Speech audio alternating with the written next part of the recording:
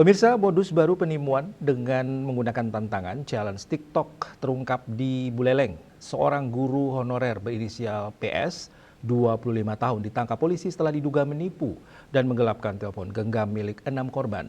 Kepada polisi, pelaku mengaku melakukan aksi serupa di 12 TKP lainnya.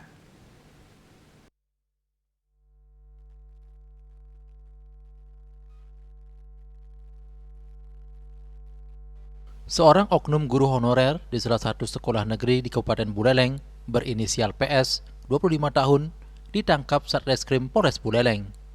Pelaku diduga menggunakan modus tantangan atau challenge TikTok lomba lari untuk mengelabui korban. Pelaku secara acak memilih calon korban, kemudian menawarkan tantangan berupa lomba lari. Korban dijanjikan hadiah uang Rp200.000 jika berhasil menyelesaikan tantangan. Sebelum korban berlari, pelaku meminjam telepon genggam korban dengan alasan akan digunakan sebagai pencatat waktu. Setelah pencatat waktu diatur, korban diminta berlari menuju lokasi yang telah ditentukan. Pelaku kemudian mengikuti dari belakang menggunakan kendaraan. Saat korban mulai lengah, pelaku langsung melarikan diri dengan membawa telepon genggam milik korban.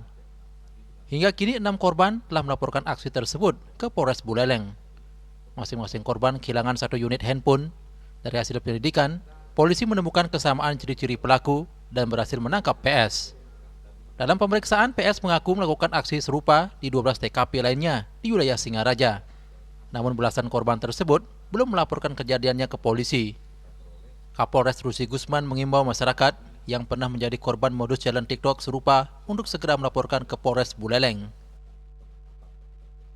Kami himbau kepada warga masyarakat yang sekiranya pernah ditipu dengan challenge TikTok ini dan menderita kerugian baik berupa handphone atau barang-barang lainnya, bisa nanti datang ke Polres Buleleng untuk kita buatkan laporan.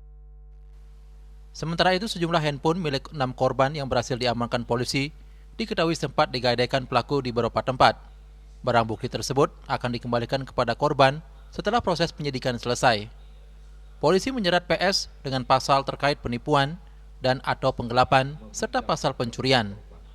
Dari hasil pemeriksaan, polisi juga mengungkap uang hasil kejahatan tersebut digunakan pelaku untuk bermain judi online. Yasri Yuli, Bali TV.